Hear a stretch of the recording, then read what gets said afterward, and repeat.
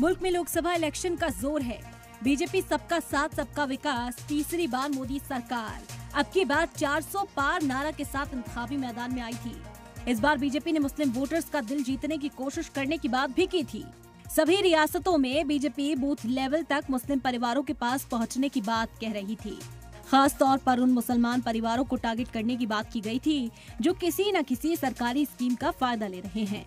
सभी रियासतों में वज़ीर-ए-आज़म की स्कीमों के साथ बीजेपी के कारकुनान के ज्यादा मुस्लिम आबादी वाले इलाकों में जाने की बात कही गई थी।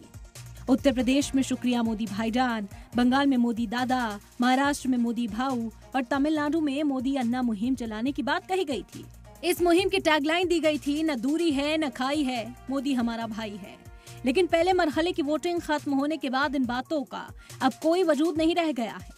मोदी सरकार के 10 साल पूरे हो चुके हैं, लेकिन लोकसभा की इंतखाबी तशहीर में भी वही बातें गूंज रही हैं जो 2014 के लोकसभा इलेक्शन में सुनने को मिली थी। दूसरे मरहले की वोटिंग आते आते पूरा चुनाव अब मुसलमानों के इर्द गिर्द घूमने लगा है। मुल्क के वज़ीर-ए-आज़म मंच से खड़े होकर मुसलमानों को ज्यादा बच्चे पैदा करने वाले और घुसपैठिया बता रहे हैं। ऐसा नहीं है कि पीएम मोदी ने मुसलमानों पर खुलकर पहली बार हमला किया है। इससे कबल 2017 के यूपी असेंबली इलेक्शन में पीएम मोदी ने कहा था कि अगर रमजान में बिजली आती है तो दिवाली में भी आनी चाहिए। अगर कब्रिस्तान में चारों तरफ दीवार बनती है तो शमशान का भी वैसा ही होना चाहिए।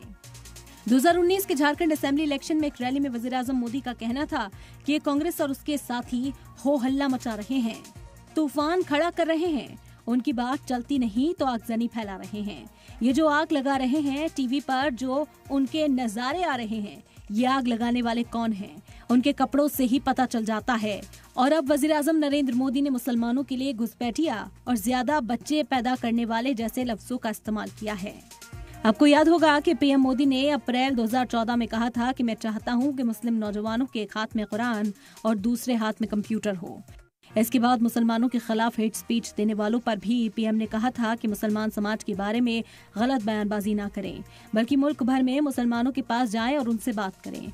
कोई वोट दे या ना दे, लेकिन उससे जरूर मिले। लेकिन अब सवाल यह है कि आखिर ऐसी क्या मजबूरी आ गई कि बीजेपी और खुद पीएम मोदी अपने तरक्की के काम को छोड़, मोदी की गारंटी को छोड़कर, सबका साथ सबका विकास की बातें छोड़कर हिंदू मुसलमान पर टिक गए हैं। सलाम टीवी के लिए नदीम अहमद की रिपोर्ट।